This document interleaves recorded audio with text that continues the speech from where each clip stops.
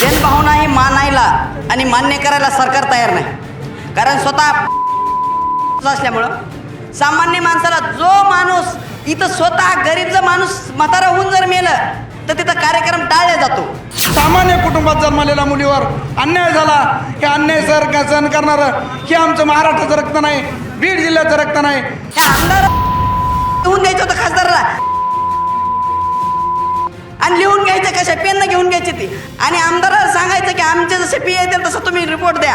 मग शिकायचं कशाला तुमच्या, आणि लिहून घ्या कसं घ्यायचं ते। पीडित महिला डॉक्टरला न्याय मिळावा या मागणीसाठी बीडच्या वडवणीमध्ये कडकडीत बंद चालू आहे आणि 1.5 तासापासून रास्ता रोको देखील करण्यात आलेला आहे।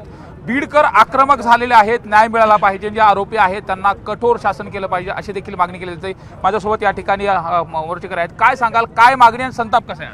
आज आमच्या बीड जिल्ह्यातल्या वडवणी तालुक्यातली एक कन्या आमच्यातून निघून गेली आणि ह्या कायदा सुविधा या ठिकाणी महाराष्ट्र राज्याचे गृहमंत्री देवेंद्र भाऊ यांनी आमच्यावर आघात केला, आमच्यावर अन्याय केला।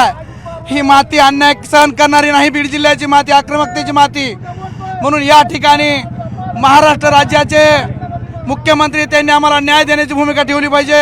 आणि या जिल्ह्याचे पालकमंत्री ज्या जिल्ह्यात झालंय त्यांच्याच जिल्ह्यात झालंय, म्हणून अजितदादा पवार यांनी ही सुद्धा हे सुख आमच्या संपदाताईला न्याय देण्यासाठी पालकमंत्री म्हणून त्यांनी पालकमंत्री स्वीकारून त्यात तुमच्याच जिल्ह्यात झालेला आमच्या जिल्ह्याचा अन्याय, आमची भगिनी आमच्यातून निघून गेले, म्हणून आमच्या वडवणी तालुक्यातल्या असंख्य सामान्य कुटुंबात जन्मलेल्या मुलीवर अन्याय झाला।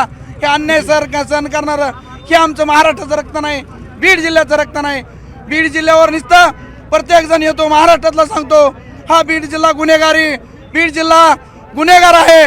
आम्ही नुसतं ह्या आमच्या बीड जिल्ह्याला नावं ठेवण्यापुरतं नाही, ज्या जिल्हा अन्याय सहन करू अन्याय शकतो सहन करणार नाही। मात्र आज जो संताप आहे सर्वसामान्य कार्यकर्ते आणि त्याचबरोबर प्रत्येकाने यामध्ये सहभाग घेतला आहे। लोकांच्या जनभावना काय आहेत आणि सरकारने काय केलं पाहिजे?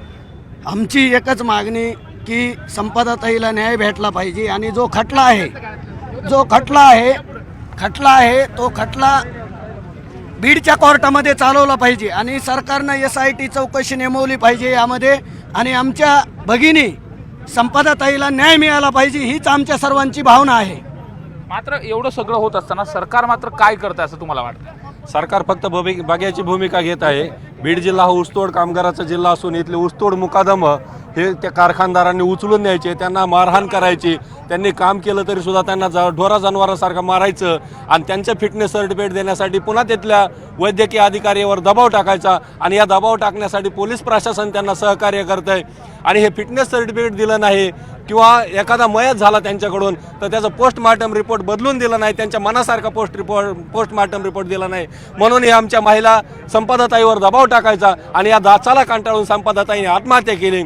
या आत्महत्येमध्ये फक्त ते बदने आणि बनकर हे 2च आरोपी नसून या आत्महत्येला तिथले CS धुमाळ, तिथले खांबे, महाडिक, तो खासदारांचे PA हे सर्व जबाबदार आहेत। या सर्वांना कायद्याच्या कचाट्यात आणलं पाहिजे, त्यांच्यावर गुन्हा दाखल केला पाहिजे आणि त्यांना फाशीची शिक्षा दिली पाहिजे ही आमची मागणी केली पाहिजे अशी मागणी केली जाते। महिला देखील यामध्ये मोर्चामध्ये सहभागी झाल्यात। काय ताई जनभावना आहेत आणि कशा पद्धतीने आरोपीला शिक्षा दिली गेली पाहिजे? जनभावना ही मानायला आणि मान्य करायला सरकार तयार नाही।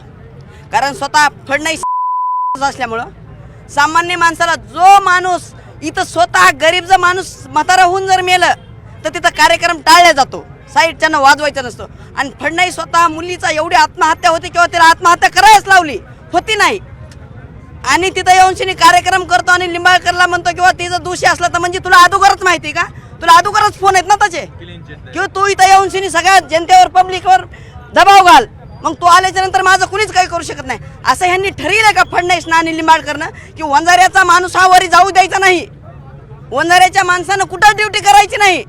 आणि तुम्हाला एवढं जाती धर्माचा विषय नाही, ताई गेलेले आहे त्या संदर्भातला विषय आहे। मात्र अशा पद्धतीने संताप बीडच्याच लोकांवर काय एवढा अन्याय होतो, ऊसतोड लोकांवर बी त्यांच्यावरच अन्याय होतो। आणि डॉक्टर मुलगी झाल्याच्या नंतर जो कुणाची बी असू, वंजारीचीच म्हणून नाही, पण डॉक्टर मुलगी असल्याच्या नंतर तिला शिक्षण दिलं असतं ना, PM किती लागलंय समोरच्याला कसं लिहून द्यायचं, ह्या आमदार लिहून द्यायचं होतं खासदाराला,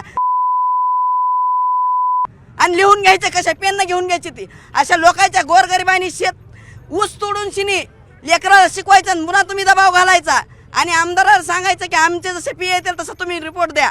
मग शिकायचं कशाला तुमच्या आणि लिहून या कसं घ्यायचंय ते. पाहतोय हा संताप आहे आणि एकंदरीत हा संताप व्यक्त करत असताना लोकांच्या जनभावना आहेत, ज्या आरोपी आहेत त्यांच्यावरती कठोर शासन झालं पाहिजे आणि पीडितेला न्याय मिळाला पाहिजे. एवढंच नाही तर बीड जिल्ह्यातील जे ऊसतोड मजूर आहेत त्यांना देखील त्या ठिकाणी जो त्रास दिला जातोय तो त्रास देखील थांबला पाहिजे अशी मागणी या ठिकाणावर केली जाते. व्हिडिओ जर्नलिस्ट हेमंत बागुलसह सुरेश जाधव, न्यूज 18 लोकमत, बीड.